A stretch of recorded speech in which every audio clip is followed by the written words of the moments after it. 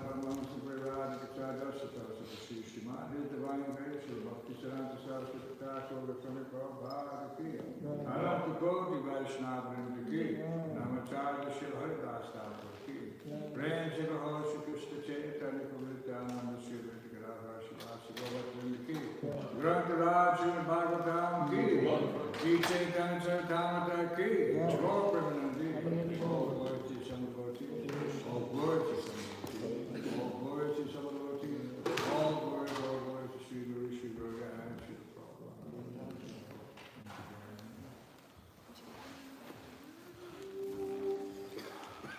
Now that I make sure that the green light is on that sound panel, it's not working. Doesn't matter if it's plugged in, the light's on, it's not working. Yes. Just keep playing with the plug on the floor on this power switch. It's in. Gotta get the green light.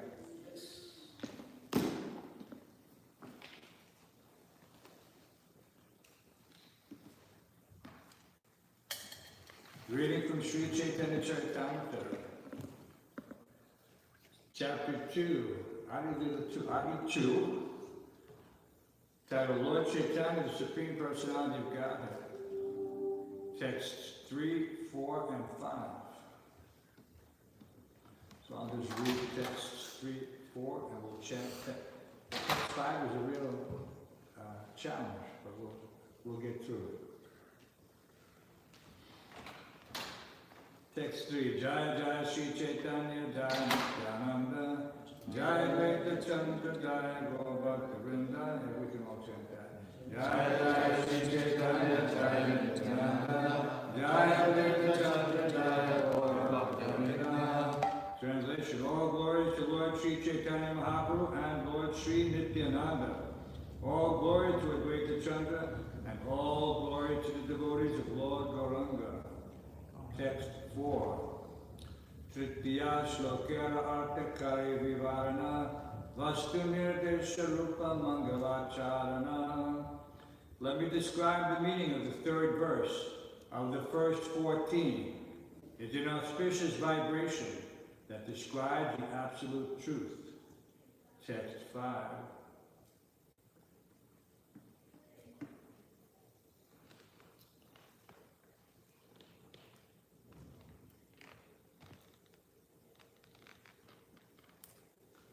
Yad Advaitam Brahmopanishadi Tad Apyasya Tanubha.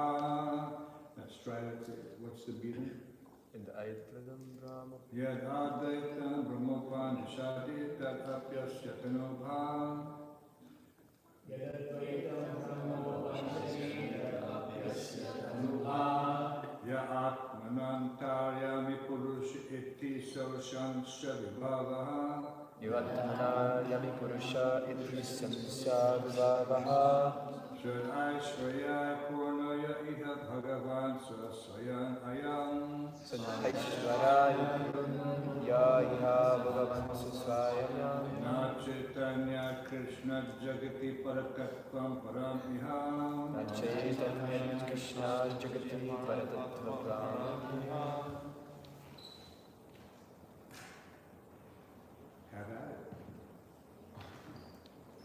Yadvaitam Brahmopanishadi Tatapyasya Tanubha. Yadvaitam Brahmopanishadi Tatapyasya Tanubha. Atmantaryami Purusha Iti Sosyam Savibhava. Atmantaryami Purusha Iti Sosyam Savibhava. Sadaishvarya Purnaya Iha Bhagavan Swayan. Chaitanya Krishna Jagati Parakatvam Param Iha. Yadvaitam Brahmapanishadi Tadasya Tanubha. Yadvaitam Brahmapanishadi Tadasya Tanubha.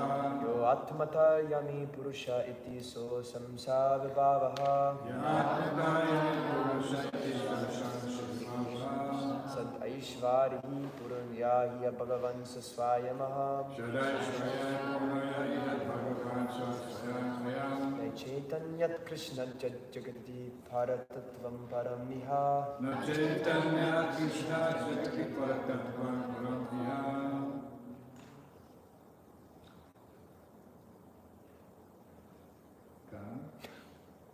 Yadadvaitam Brahmopanishadi Tad Api Asya Tanuba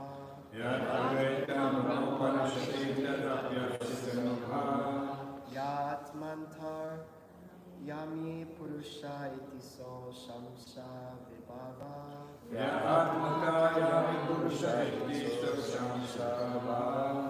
Shad Ashvaryai Purno Ya Iha Bhagavan Sasvayam Ayam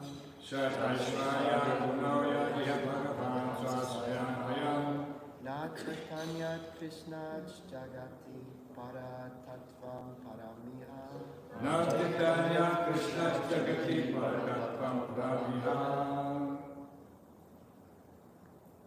Want to try it, listen? Yadadvaitam Brahmopanishadi Tadapi Asya Tanuha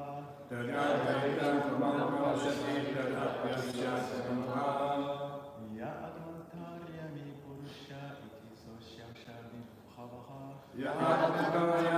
Purusha Iti Sosyam Shadi Bhavaha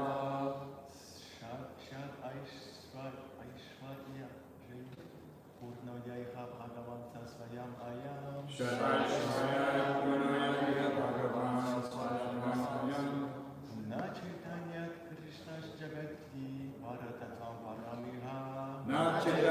Krishna Jagati Bharatatam Paramiha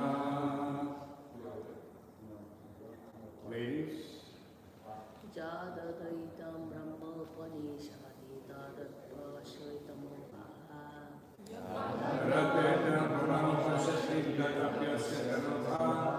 Jatdan Jami Purushaiti Sa Shamasha Vivaha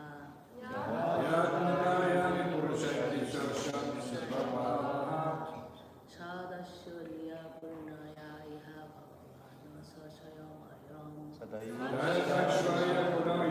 Bhagavana Sashayamayam Na Chaitanya Krishna Jagati Param Tattam Paramiha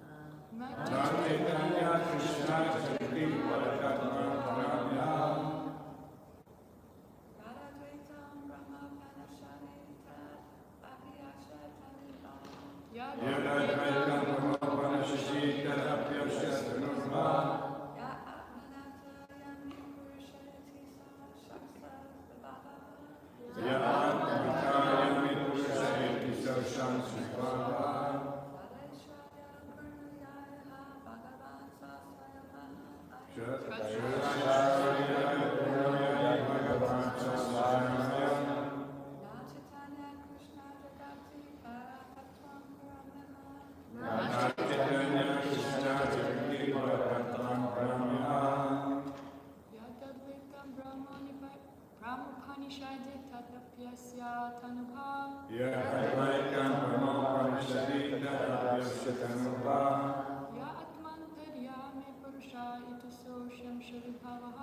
Ya Atmantaryami Purusha Iti Sosham Sharibhavaha Shat Ashvarya Purnaya Iha Bhagavan Sasvayamayam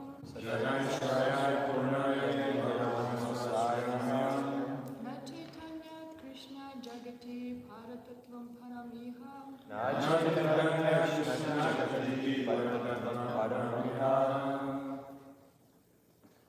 Yat, that which, without a second, Brahman, the impersonal Brahman, Upanishadi, in the Upanishads, that, api, certainly, asya, is, tanubha, the effulgence of his transcendental body, yat, who, atma, the super soul, antayami, indwelling Lord, Purusha, the Supreme Enjoyer, Iti, thus, Sa, He, Asya, is, Amsavibhava, expansion of the plenary portion, Sat Aishwarya, with the six opulences, Varna, full, Ya, who, Iha, here, Bhagavan, the Supreme Personality of Godhead, Sa, He, Swayam, himself, I am, this one, Na, not, Caitanya, then Lord Caitanya, Krishna, then Lord Krishna, Jagati, in the world, Para, higher, Tattvam, truth, Param, another, Iha, here. Translation and purport by Divine Grace, A.C. Bhaktivedanta Swami Srila Prabhupada. What the Upanishads describe as the impersonal Brahman is but the effulgence of his body, and the Lord, known as the Supersoul, is but his localized plenary portion. Lord Caitanya is the Supreme Personality of Godhead, Krishna himself, full with six opulences. He is the Absolute Truth, and no other truth is greater than or equal to him. Purport.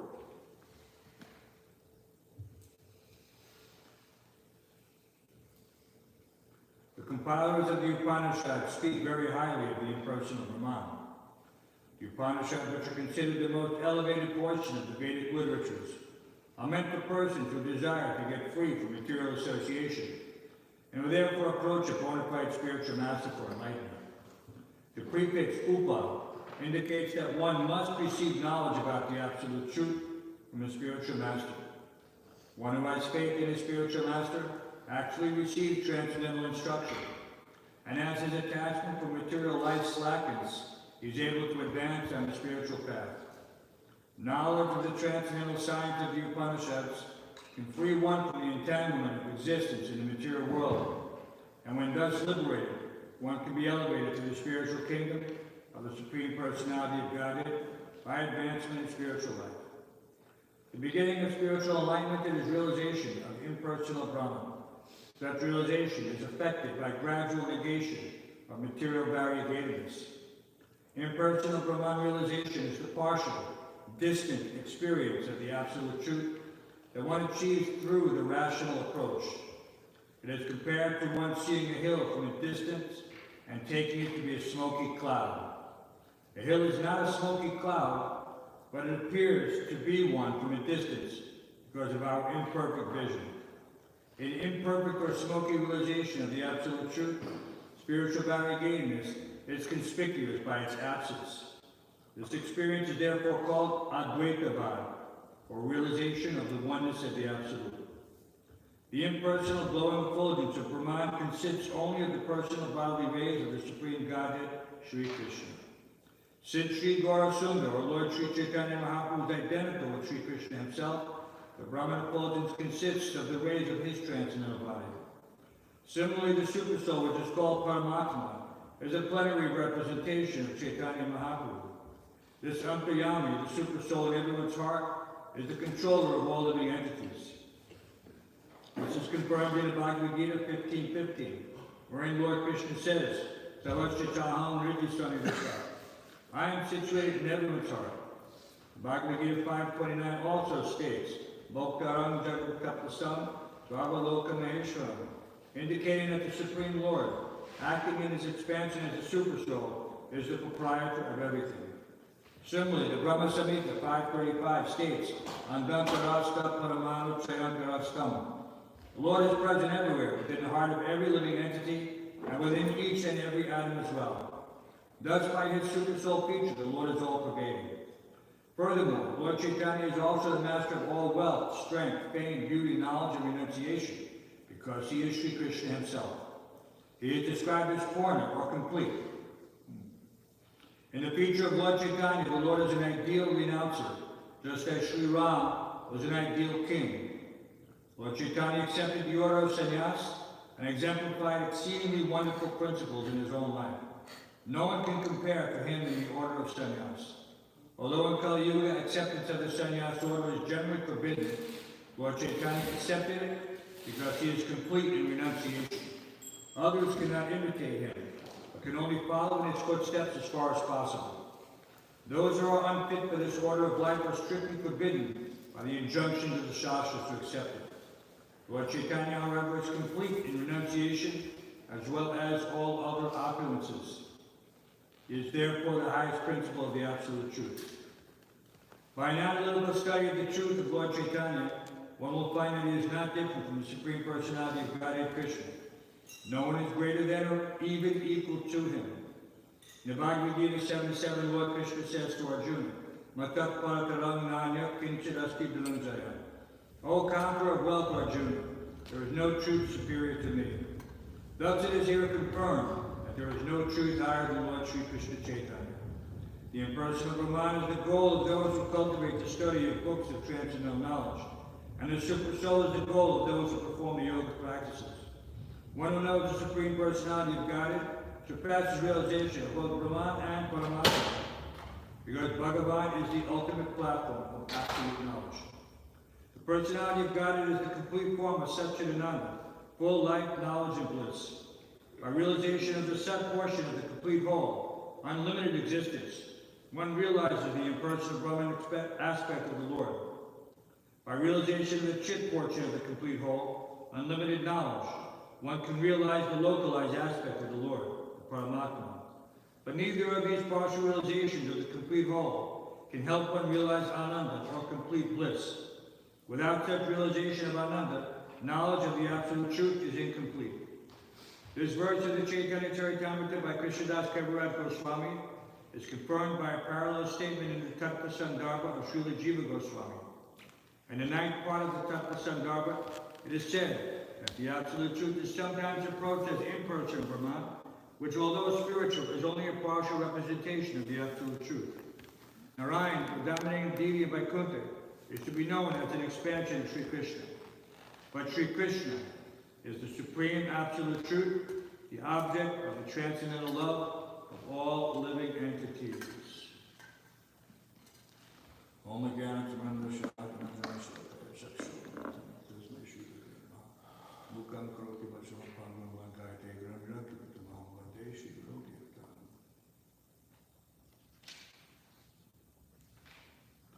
Vedanti Tattva Vidat Tattvam Yant Gyanam Brahmeti Paramatmeti Bhagavan Ekashatte.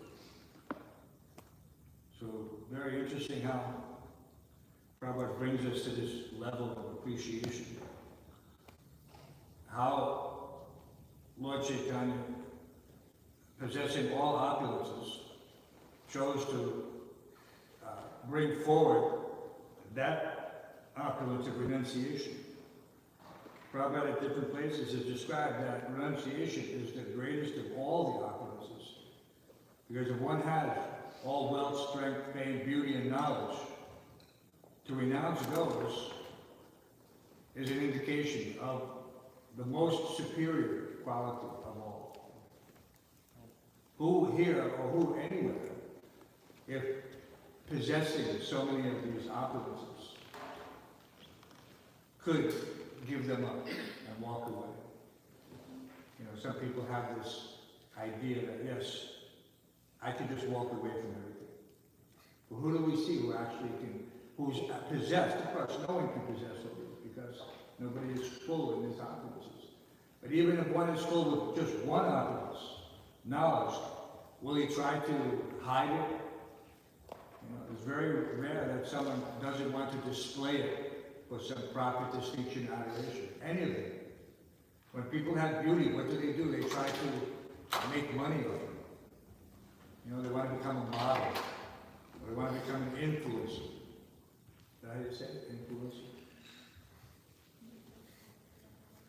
So they want to exploit these opulences that really don't belong to them. And so no one can really have any comparison to the Supreme Personality of Godhead, especially in his incarnation as Sri Caitanya Mahaprabhu. And all these other opulences were also present. And everyone can understand how Gaurasundara, the golden avatar, how he was all attractive. Otherwise, how could this now, even today, we see that people are coming. How are they coming? By the mercy of Lord Chaitanya. So this mercy is also part of this attractive feature. His compassion.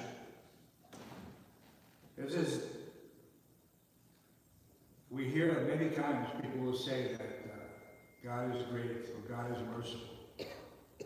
But because these qualities are not fully enunciated, therefore there's some loss in the attempt to try to present them in any reasonable or logical way. And so therefore there's the only valid movement for religious revival is the Hare Krishna movement. Everything else is stunted by the passage of time.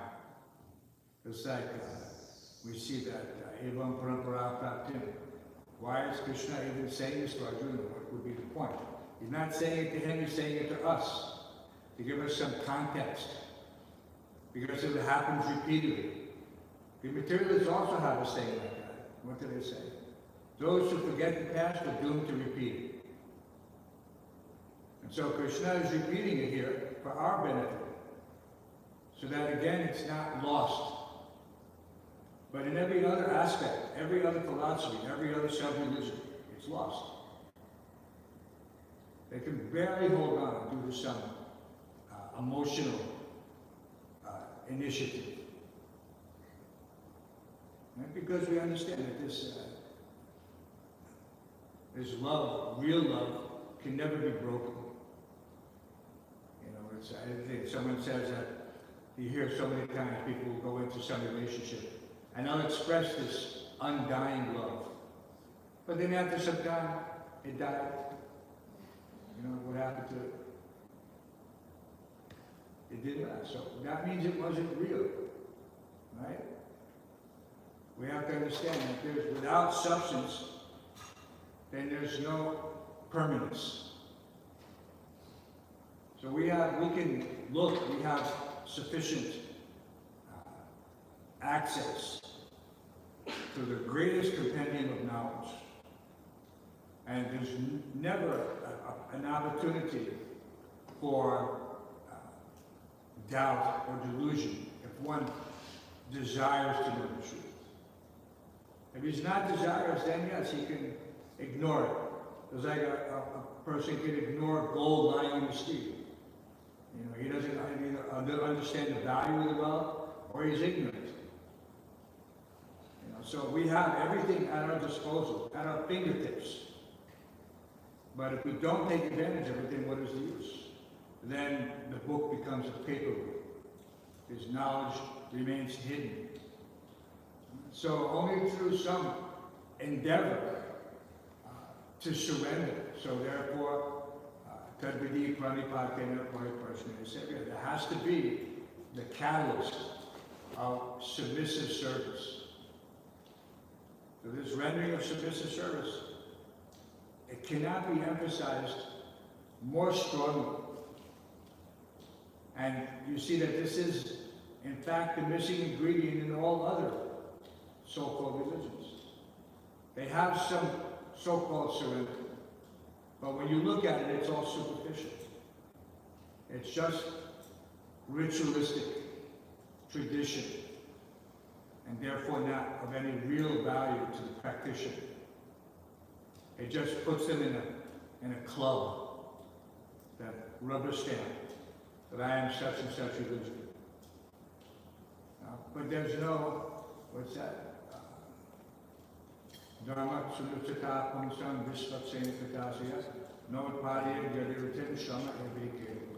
So all these things, without pleasing Krishna, then they're simply useless. Right? What is the analogy the Prabhupada uses? Like the nipples on the neck of a goat. Has anyone seen those? Have you seen those yet, Dr. Ryan? You haven't seen? The male goat, we have all goats, but they're prominent on some more than others. They have these long things that look just like nipples, like the teats on a cow. And if one thinks that by milking these, whatever they are, that he'll get some milk and he's fooled. So people are looking for knowledge in all the wrong places. And whatever they can't find or ascertain by reason, they concoct something. Mental speculation. And we see that. You know, anybody could, I mean, Prabhupada said that India is like a guru factory.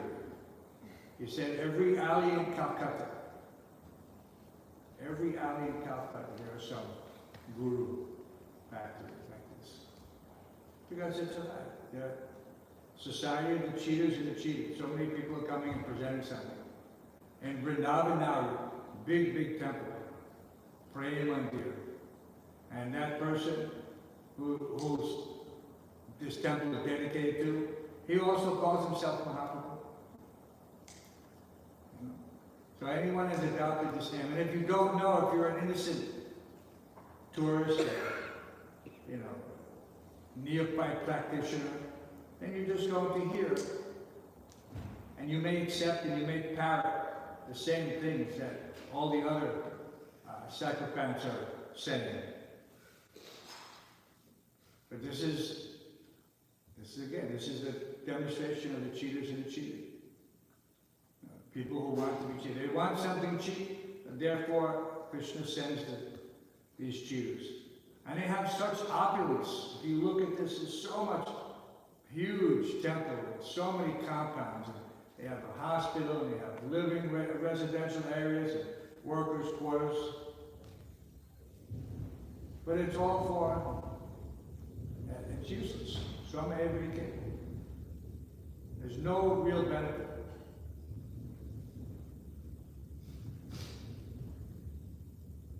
Dharma's happens.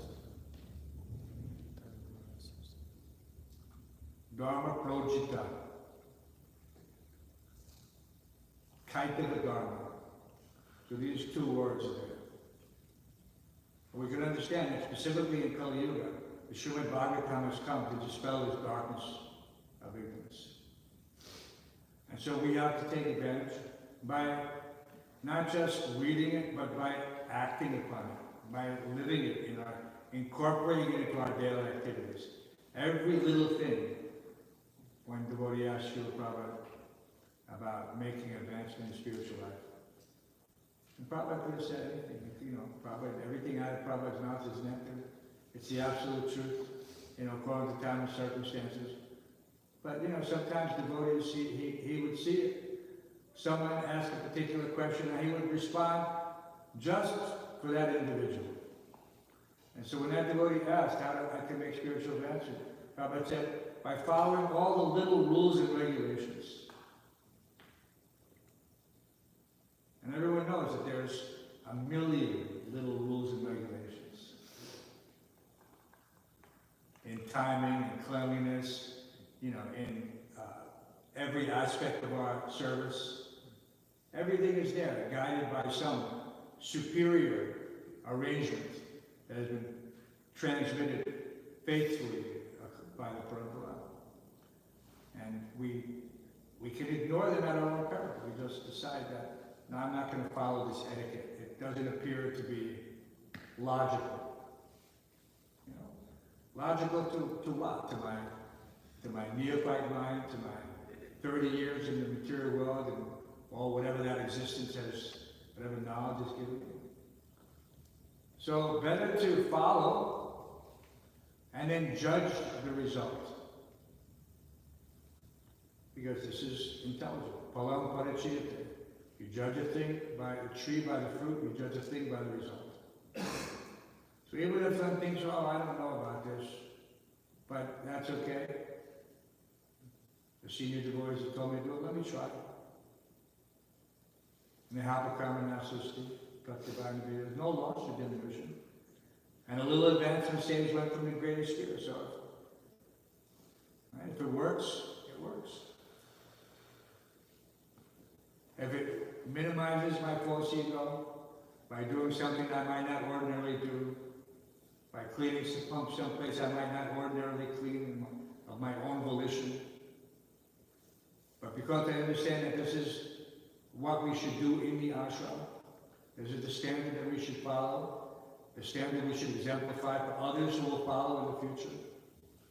So in this way, everything becomes practically realized. Right? And this is the essence. Rajavidya Rajaguya Pravichamida Muttamam Pratyaksha Bhagamanganya. Pratyaksha even sounds like practical. Practically realized. So therefore it's the kingdom of God.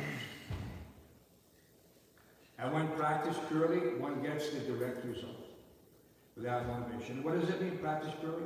By not trying to condemn the act before you even attempt to engage in it. Think, oh, this is, I'm not going to do this. Why? I'm not going to follow that rule. I'm not going to. So there's this hesitation is simply due to previous conditioning. So that's free from material contamination and mental speculation. This is the key. And how to achieve that. So it's a little bit like the circular. By following all the little rules and regulations, one becomes free. His heart becomes cleansed. He becomes enthusiastic in this realization, how the process is effective. Depending on where you came from, what station of life, what order. If you examine it, we can see that we're not in Kali Yuga, Kalo Sudra Sambhava. In Kali Yuga, everyone is born a Sudra. That's the conclusion of the Bhagavatam. Everyone is born a Sudra in Kali Yuga. But by action, an adoption of the principles of human life, one can Kadara Justamo Bhalo Kamalo Bhadesha, he can rise above these levels. Doesn't have to stay there. But it takes practice. When Prabhupada saw that nobody was making any effort to clean the dirty bathroom, he gave a Bhagavatam class on it. He didn't just stop and think, let me instruct these people that are on the inspection walk with me, on the morning walk. No, he memorialized it for all time by giving a Bhagavatam class. On how if you don't see what needs to be done in that situation, that means you are of the same mode. Right? And he used the example of acid and acid, no reaction. But acid and water reaction. So if I see something in the mode of ignorance, and I don't feel inclined to change it, then that means I'm in the mode of ignorance. I don't see anything wrong with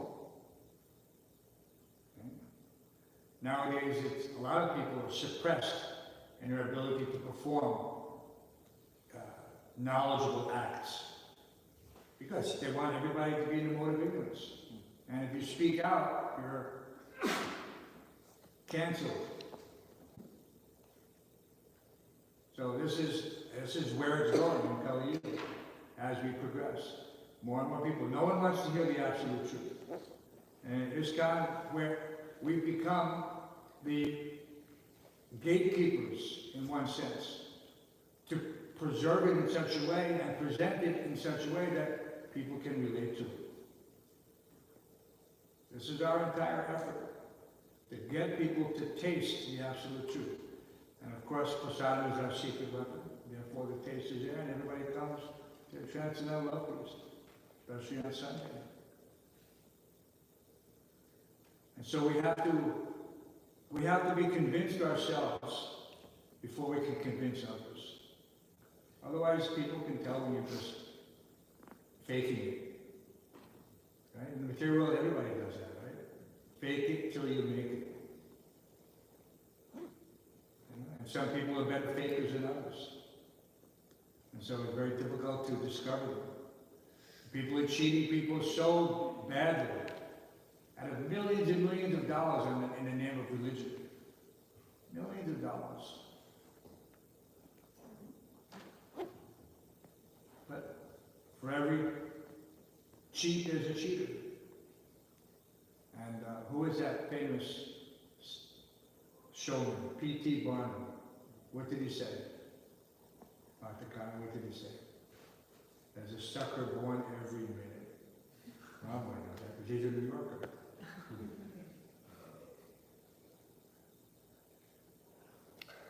We encounter suckers every day, but we don't take advantage of them. But the cheaters, they can spot them a mile away. What do they call them? You know what they call them? They call them marks. M-E-R-K-S, marks. They target them. They see people. They get them. When you have three-card Monte on the street, everybody know what three-card Monte is? Shell game. It's famous in New York City. You guys are not from New York, see that's a problem. In Times Square, before it was cleaned up, they had these guys, they're teams. They set up a table and they have 3 cups and they have a ball. And the guy just starts moving the ice. And his associate in the back pitched it correctly, you know, because they had put your money down, we'll double your money for whatever it is. The guy throws a $20 bill down, shuffles it around, the guy picks the cup and says, oh, the guy fakes that he gives the guy $20, but that's his buddy. And then you think, okay, that's easy. So you put your $20 down, and the guy shuffles the cup, shuffles the cup, shuffles the cups. And you think you know which one it is. He puts it up and says, better luck next time, buddy, you get $20 down. And what happens when that happens? You want to put more money down, because you want to get your money back. So the guy does it to you again. Says, yeah, try again, you'll get it, try again. And so people lose thousands of dollars to these street hustlers. It was a big thing until one mayor cleaned up the whole place, turned Times Square into a family-friendly atmosphere. Other than that, but you get the idea. So people in New York were not easily cheated. That's what I meant when I said Ron was not. We're from New York. We've seen all these things. You know, we're not easy marks. You know, people sometimes will still try.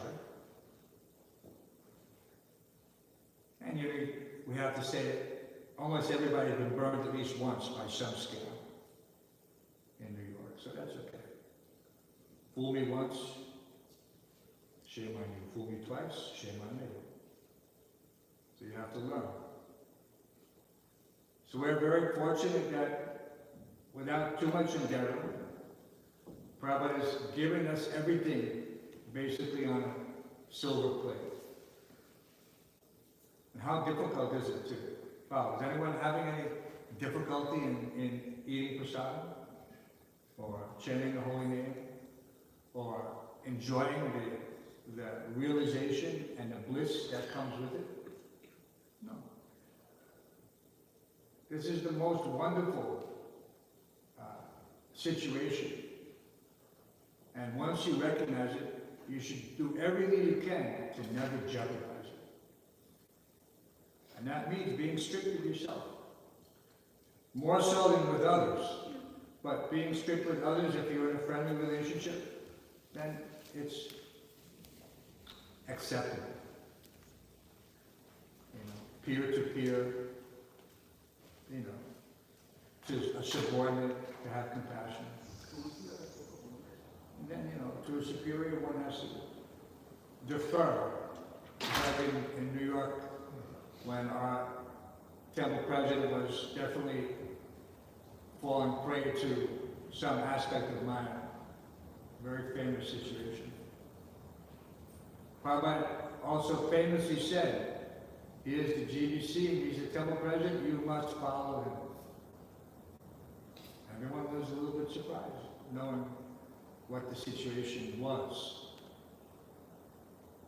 But Prabhupada just didn't want to create a situation that wasn't fully revealed.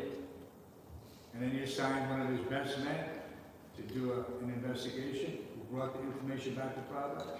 Prabhupada immediately called that person in, and then with that information, he tried to rectify.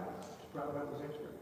But this person would not be rectified. He was a stubborn, unfortunate soul who had done so much to serve Srila Prabhupada. So much. But then he was so bewildered. Prabhupada was difficult to understand. And Prabhupada removed him. So it doesn't matter how big you are. We had that little discussion yesterday when we were reading about our Mayapur, when Prabhupada was relating the story of Haridas Thakur and Mayadevi. And we said that, he basically told her to just wait for him to finish his rounds. And so the devotees laughed, thinking that was funny, how Prabhupada said that. Prabhupada said, no, this is not funny, don't laugh. He said, you cannot do this. He said, I cannot do this. So this is for our edification. We understand that the spiritual master, the pure devotee, is not effective. But yet, he said that as an example, that one should not think that he can do something like this. It's, what do they say in the material world? Playing with fire. Don't play with fire. Because what happens? You get burned. That's what happens. So these are all practical considerations. The knowledge of the absolute truth, the Vedanta, 3 different phases. We understand these things better than most. But for us, we have to appreciate that. That this remembrance, knowledge, and forgetfulness, Krishna can turn these on and off like a switch, boom. You want to forget Krishna? Click, there it is. You think you're a temple president or sannyasi? You want to play with fire? Click, forgetfulness of Krishna. Because Maya is just forgetfulness of Krishna. So somehow or other, doesn't matter if you want to forget, Krishna is right there to allow that to happen. It's your desire. By your actions, you're telling Krishna, I want to forget. So we have the greatest opportunity in this human form of life to be here in the association of glories, be here in the association of the installed Murti, lovingly presented by a pure devotee to accept our service. This is, not every temple has this facility. It is all there in the authorized way. But we have a very special benediction. All these original temples, all these original installations. And one who has some purified perception, he can feel that, he can understand it. He sees the potency, he feels the potency, he experiences the potency. And so we should be very grateful to have this opportunity. And probably, sometimes you have, when you're in a situation where you know that the weather is, in general, not very good, you build a very strong house, right, to make sure that it can't be damaged by wind or water or other things, even fire, like this building. This building was labeled when it was built as the first fireproof building in Brooklyn at that time, its construction. So they had so many things, but that's 100 years ago. But that's what it was. So we can build, we have, when Prabhupada put Radha Govinda here in the middle of New York City, he knew what would transpire. That it's in one sense, when in that story where Maharaj Parikshit and he encounters the age of Kali personified, and he basically he's removing him. He says, you have to go, I'll kill you or you leave, one or the other. And the whole exchange is that, well, I'm one of your subjects, you have to give me a place. This is like not like New York Sanctuary City type of situation, but yeah, he's Praja, and the king has a duty to provide. And so he rightly presented that point.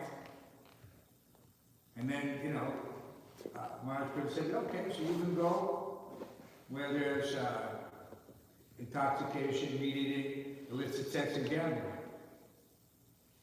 But no such place like that existed at the time. But now we see we're living right in the middle of it. And so therefore, Prabhu put the most powerful representation of the Supreme Lord in the form of Radha Govinda, in order to protect us and preserve us, and to encourage us and enthuse us. But we have to be receptive. Just like we have to fine-tune that radio station, that shortwave band. Nobody knows what that is anymore. It doesn't exist. When we lived in India, 40 years ago, the only way you could get any news is you had to have a shortwave radio. And you could listen to Voice of America or the BBC, or All India Radio if you really wanted to, but that wasn't real news, propaganda. And you have on the dial, you have your one dial, the outer dial is to get to the basic frequency. And then there's a fine tune where you have to adjust it, because a frequency is just a millihertz here and here. And so if you want to get the signal, you have to have a good antenna, and you have to have a steady hand and to adjust it just to get that signal. So that's essentially what we're doing here. We're fine-tuning the human form of life so that we can be proper receptacles, proper receivers for the signal that Krishna is broadcasting everywhere, but only a few souls. Only a few people are receiving that signal. Although it's there, it's broadcast everywhere. So let's make an effort to reach out with all week long, 6, 7, 10, 12 hours a day, we're passing out mantra cards and inviting people to the Sunday feast. We can say, well, we have the darshan room, we have this here. We should take the time to look around and see. Maybe someone escaped and didn't end up down there. Maybe he's hiding out of Balaram Hall because he didn't know or he didn't get the message. You should never let someone leave without having contact with the devotee. This is the key. Not just the official contact, not just the announcements after the class, like that, people just walking back and forth. No, he should have contact. He or she should have contact with the devotee. Sadhu Sangha, Sadhu Sangha, Sadhu Sastrikot, Lava Matsha, Sadhu Sangha, Sadhu Siddhikot. Not that we consider ourselves in this category necessarily, but we are the messengers. One moment's association changed my life. The devotee took compassion and, saw that, took a chance to engage in a conversation. This is where it starts. It has to be that interaction.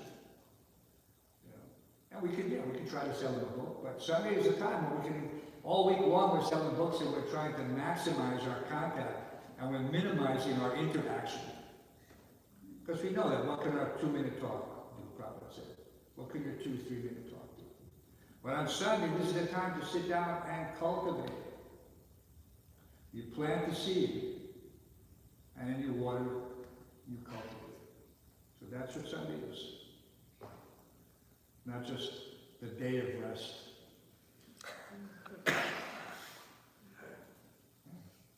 Yeah, take your time out, do what you have to do. But at the Sunday feast, you need to be front and center. And see it. You never know where that person is, or what that person needs in order to get that push. Get him off that platform. What is that? Yashasti Bhakti Bhagavati Kinchana. Sarvaragunas Tatta Samasate Sura. Harala Bhakta Shikato Mahaguna. Manoratin Asiti Dakatobi. Hovering. He's hovering. He needs to find a place to land. Hovering on the mental platform. But he doesn't have a suitable landing spot. He's looking. Where can I land? Where can I land? That's it first. And the devotee who has all these good qualities by Krishna's arrangement, by engaging in spiritual life. Yasyasti bhakti bhagavati. He doesn't have to endeavor. Krishna is giving it to him because he's acting as an instrument. Nimitta matram bhavasati satcham.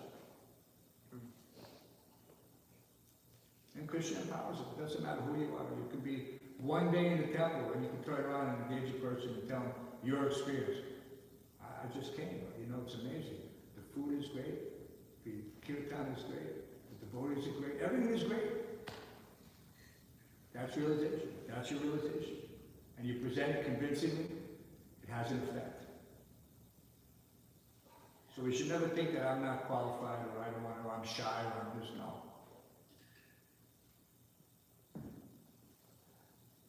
We have to see ourselves as ambassadors. Just like Prabhu, he was the ambassador, came to the material world. Krishna's ambassador. And every time you see Prabhupada walking so regally, you could tell this is a Vaikuntha person. He's not from any particular locale. You know, Prabhupada would joke that, I'm a Calcutta boy, and he would take pride in the fact that he made it in New York. He would frequently refer to this as the good old days in New York. The good old days. But we still have these good old days. They're right here. And I encourage everyone, if you haven't read Srila Prabhupada's Leela Amrita, that anyone who's living in New York has to read that planting the seed. I mean, it has to be there. You find so much in there to become enthusiastic about, to become emotionally connected with Prabhupada's efforts. And the more we find ourselves in those genuine emotions, the more real attachment we have for serving the spiritual master, for understanding his pastime and activity, just like Krishna's pastime activities. So, Dr. Ryan has brought the mic out because I guess he has a question. So, let's hear it, Dr. Ryan. Hare Krishna. Uh-oh, dead battery. Press the button. It's not on in the back, or the back panel's not on. But you can, you're sitting close enough to the mic here. Hare Krishna. A little lower there, Mr. Guy. You try to just hold it further away. Hare Krishna.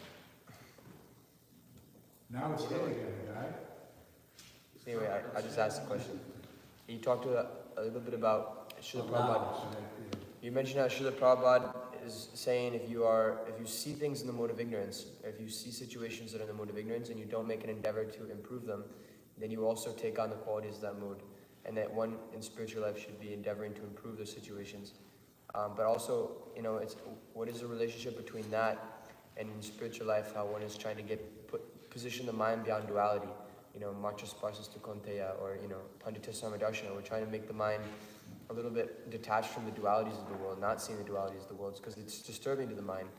and it becomes easier to be situated in sattva when you're like pulled away from those things. So how do you do that, but also still strive to improve situation? Well, it depends on the situation. Some situations are easier to rectify than others. You know, a dirty bathroom just needs to be cleansed. You know, and in doing so, one's heart becomes cleansed. So these things have all correlations. Avoiding things means you're not becoming infected or contaminated. So you avoid the mode of ignorance. You don't go to a place where you know there's a mode of ignorance. It's not that you're picking the qualities you're affecting unless you engage in that. Seeing it is one thing. Right? Identifying it is another. You know, and this way there's some attraction we develop. You know, so there's thinking, feeling, and willing. And so we have, you know, at least on that subtle platform, we see something in the mode of ignorance, like Ajamil. He was victimized, you know, by his latent lusty desires. Everyone has latent lusty desires. They're there, they're in the heart from time immemorial. But this process is cleansing it, Caritamrta and Margin. This process is cleansing. But he acted on it, not just acted initially. In that age, in the previous Kali Yuga and another Manvantara, thinking, feeling, and willing are actually all sinful activities, but not in this Kali Yuga. We're not responsible for our thinking or our feeling, only for our willing and acting. So people don't get the immediate, there's a reaction, they just don't, it's not obvious and immediate. You know, people say instant karma, you know. But if you're exposing yourself to the mode of ignorance for days and hours and years at a time, then there's a cumulative effect. And so all of a sudden the person snaps. And then he goes out and he commits some abominable activity because of his late lusty desires exploding. Well, that Jamil was a little gradual. You know, he meditated on it, went home, but eventually by this meditation he left his family, left his original wife, he left his, and went off with the prostitute that he had meditated on for so long. Even though he wasn't in association with her until he joined her. He was just mentally with her. She was living in his mind. Right? Materialists also have that saying. When you're always meditating on something, they say, I'm living in his mind rent-free. So we don't want to give any Maya free rent in our minds. Doesn't matter what it is.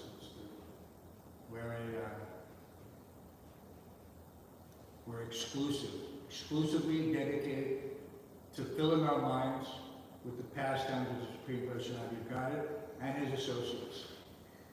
And that's what's in our mind. There should be no room for anything else as much as possible. Prabhupada also said there's no injunction against hearing ordinary news. We're not fanatics. Doesn't mean we go out of our way. But Prabhupada would barely read the newspaper, just to skim it, just to scan it. That's it, just to see. Birth, death, old age, and disease, he would always say. It's the same. It doesn't matter where you are. Doesn't matter which country, which city, you know, which culture. It's all there, just differently presented. So, you, don't associate, but at the same time, rectify what you can according to your capacity. Like I said, we can't cure everything or rectify someone who's not within our social level. We have to restrain ourselves and just use it as an example. Nectar of Instruction says you offer mental respects. You offer mental respects. Because the situation will be rectified. Not necessarily by you, but by something else. But whatever you can do, you should do. That's the key. And don't think that I can't clean this, or I can't fix this, or I can't do this. You know, on the level of service, all these things are accessible and available.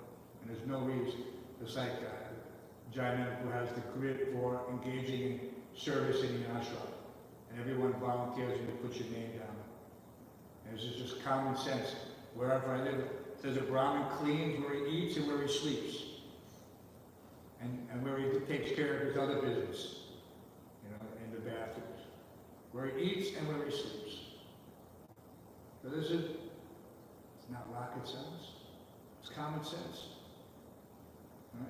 What was that other famous anecdote when Prabhupada said, when somebody kept asking him questions that could easily be answered with minor research or asking others, but they were putting these questions to Prabhupada, about the care of Tulsi.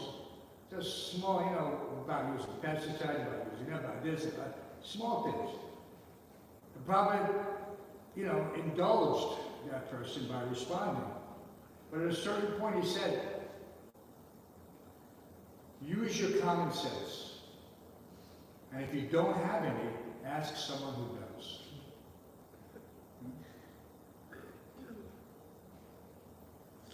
And that's the nature of, we can ask, there's no problem. Don't be embarrassed to ask, well, I don't know how to do this, can you show me? Yeah, of course. Especially if it's something that, that would benefit, in our case, our living conditions. How to clean something, how to fix something. Yeah. We should be all around. There's a common saying is jack of all trades. Being able to do everything is a very valuable asset. And Prabhupada and Krishna will give you service. If you just love to preach and you're expert at it, Krishna will put you in situations where that is your primary duty and service. But make sure that you're fully engaged in it and that you're always trying to increase it to the extent of your capacity. Otherwise, you can do what you like if it's beneficial for Krishna. And they're, look at how enriched the society became by the actions of Yadavar and Mother Vishaka. Documented, Prabhupada's, every move, basically, on still and video, moving film. Because that's what they did. They were filmmakers, they were photographers. So if you have such a talent and you can engage in Krishna service, and to that extent, by all means, you should do it. Look at, Mother Jagrani or Parikshit or, any of the other devotees who painted for Krishna. Beautiful, and they're here. They're in every book. They're the windows to the spiritual world. So much talent. If you have a talent and you can use it in Krishna service, then by all means, use it. But not as an excuse to not do anything else. That was never there. Everybody went on Sankirtan. Whether Jada was painting beautiful painting, every day she was on Sankirtan. At Port Authority. I used to go there. They used to collect so much Lakshmi that we used to have to go out and collect what they had because they couldn't carry anymore.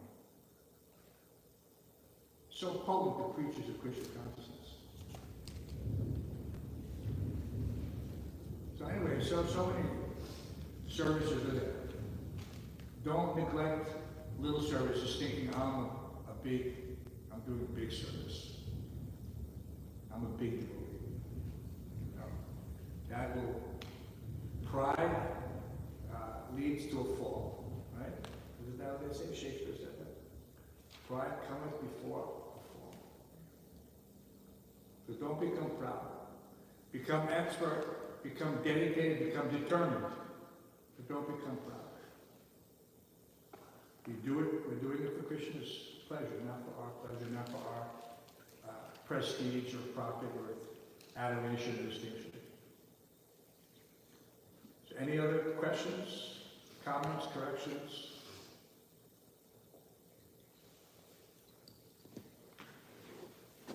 So make sure it's working. Was there a question or we're done? Dr. Ryan?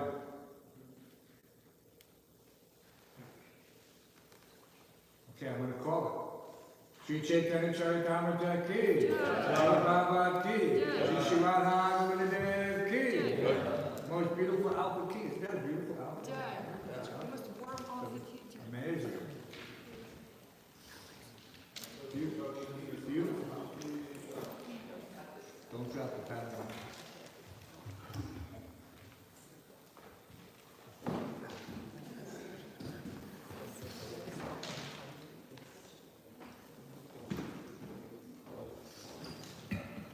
You know, I was thinking, Vasily, that, and I was going to tell Mukunda to put the plastic up. We don't need the plastic till we start to do the rock, because we're going to have dust in it. If we leave it open, it looks like it actually does. Let's just leave it open. Okay? Yeah, we'll just leave it open. People say, hey, what's going on? I say, look at that beautiful arch. And what we can do is, you know that arch that's not fully exposed in that front room? We want to expose it. Want to clean it up all around. You can just take off all that sheet rock, you know, it'll come down. Ask Mukunda where the demo bags are. If you break up that sheet rock into small pieces, we have those interwoven sacks. Have you seen those demo bags? We only have to do the whole couple $100 each. They're not plastic, they're woven fiber. Like stuff to get the, you know, grains and stuff in. Huh? It's gonna look amazing. Are you thinking also get rid of that section? Yeah, that's all gone. Well, it won't be clear too, but that opening, smaller will still remain. It will be sliding glass door. You can't be the whole of the wall. No, because you need to, that room, you have to condition it. It's gonna be, if you look at, when you're going into stairs, you'll see it. It'll be like another multi-purpose area for dance studio, lecture. So it can't be open, because you'll have sound. So you're gonna have, you can open the suite, you can open the sliding glass doors when you want to, but other than that, they'd be closed if you haven't programs and stuff like that. So that sound from here is not going there, and sound from there is not coming. Pretty amazing, right? Especially with those big windows, with those windows back there. I was looking at it, even if you wanted to let me light it, some of the windows on that side. At some point in the future, you know, you could $2 million. This is a type of baffling door. Sound direction. But this was put in my, this made it shouldn't be. Before, if you go out in the alleyway, you see there are no windows here. Oh, it's just like this sloping thing. Yeah, they slope this. This is for conducting sound. But we don't really want, because we're going to be building at some point, so we really don't need windows on that side. But you're just going to look into our building.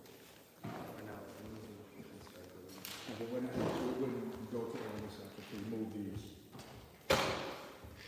I'm going to put this here, so I can go to the street. Okay?